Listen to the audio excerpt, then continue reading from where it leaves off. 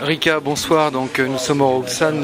Demain soir, un concert est organisé par l'association Day Off. Et donc vous êtes illustrateur, dessinateur.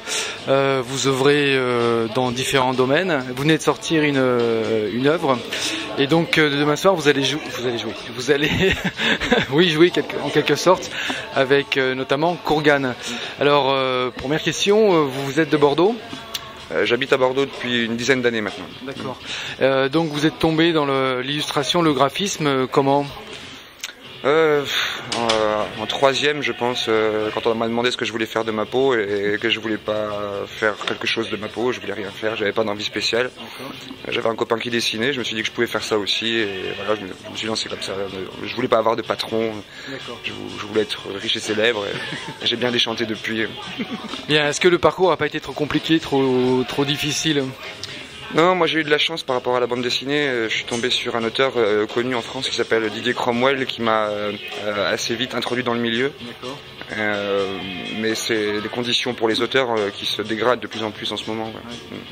Est-ce que justement vous avez des difficultés pour sortir vos travaux? Quels sont les éditeurs qui vous publient?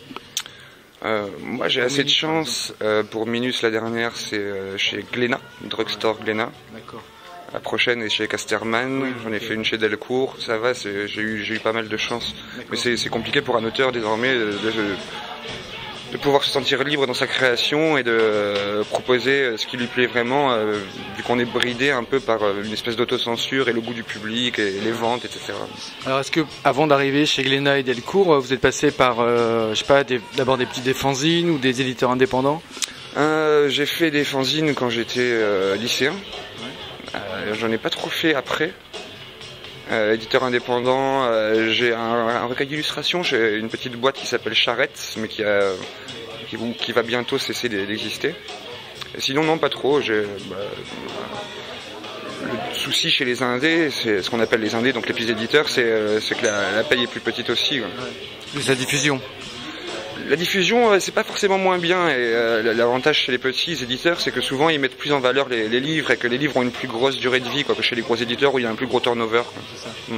Bien, alors on va parler un peu de votre univers, qu'on pourrait difficile à qualifier, alors globalement assez noir, c'est ce qu'il faut dire. Comment vous vient un peu cet univers? Est-ce que c'est la littérature, la musique? Comment ça se fait que ça sort de votre tête comme ça? Comme tout le monde, les problèmes de l'enfance. Puis oui, après je suis influencé par la littérature, la musique, le cinéma, ça peut venir. Ça dépend vraiment des sujets que j'ai à traiter en fait. Vous avez des traits graphiques qui peuvent se rapprocher de certains romans graphiques américains, plus que français. Est-ce que vous avez des œuvres de prédilection qui ont pu vous influencer? On me cite souvent Burns, Charles Burns, rapport à l'utilisation du pinceau et de la hachure au pinceau.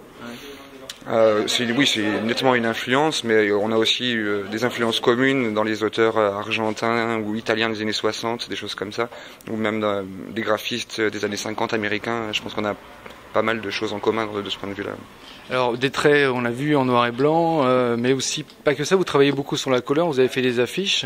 Quel type de matériaux vous utilisez? Je crois Pierre me parlait de Photoshop. Comment vous travaillez quand vous faites ces affiches, par exemple? Pour les couleurs? Oui. Alors je fais le trait en noir comme d'habitude, je scanne sur l'ordinateur et ensuite c'est sur un logiciel de couleur, de mise en couleur. D'accord. Est-ce que vous avez senti une évolution par rapport à votre travail? Bon, évidemment, j'imagine depuis que vous êtes lycéen. Quelle est l'évolution majeure? Enfin, pour vous, est-ce qu'il y a des ruptures dans votre parcours? Une drôle de question. Il y a une évolution constante. Je pars un peu de loin à tous les niveaux. C'est comme je vais donner des cours là.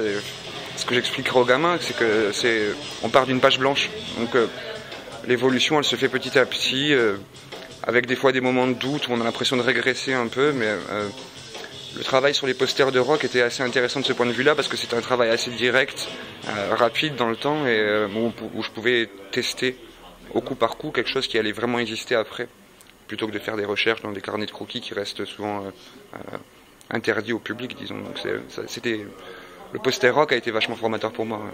D'accord. Ce soir, donc, on vous a vu œuvrer en écoutant de la musique, enfin, qu'Organe jouait pendant que vous travaillez, vous, sur la planche à dessin.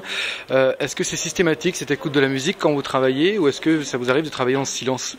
C'est de plus en plus rare que j'écoute de la musique, en fait. Je suis plutôt radio, en fait, ou rien du tout. D'accord. Comment ça se passe, la Kourgane? Vous connaissiez la musique de Kourgane? Ouais. D'accord. Donc c'est pas une rencontre ce soir à proprement parler? Non, on avait même déjà joué ensemble quand j'avais un groupe. C'est une petite scène en France, on se connaît tous. Stéphane qui gère le label sur les disques de Kourgane, on se connaît depuis longtemps aussi. J'avais travaillé pour lui. C'est un petit réseau en France des gens les plus formidables qui existent, quoi. D'accord. Bien, ce soir on vous a vu donc travailler. Est-ce que c'est assez inédit ce qu'on verra demain soir au Roxane pour vous? Moi c'est une première, ouais. C'est une première. Ouais. D'accord. Et même aujourd'hui c'était un peu la mise en place et on ne savait pas trop sur quoi on partait, c'est un peu l'aventure et c'est aussi pour ça que j'ai accepté quand Dayoff m'a proposé le projet. Ouais. Je savais je suis lent moi en dessin. Je savais que l'avantage c'est que les morceaux de Kourgane sont assez longs. Ouais. Donc ça me rassurait un peu, mais j'avoue que je savais pas du tout comment m'organiser avec ma lenteur pour pouvoir pas faire un seul dessin. Alors pour moi une illustration ça me prend une journée normalement. Ouais, donc là c'est 1 heure de concert, il fallait trouver des solutions. Oui, parce qu'il n'y a pas de commande, j'imagine, le dessin doit être fini à la fin de la chanson, c'est pas comme ça que ça fonctionne. C'est bien qu'il y ait une certaine synchronicité quand même, ouais. Mais non, ce sera pas un dessin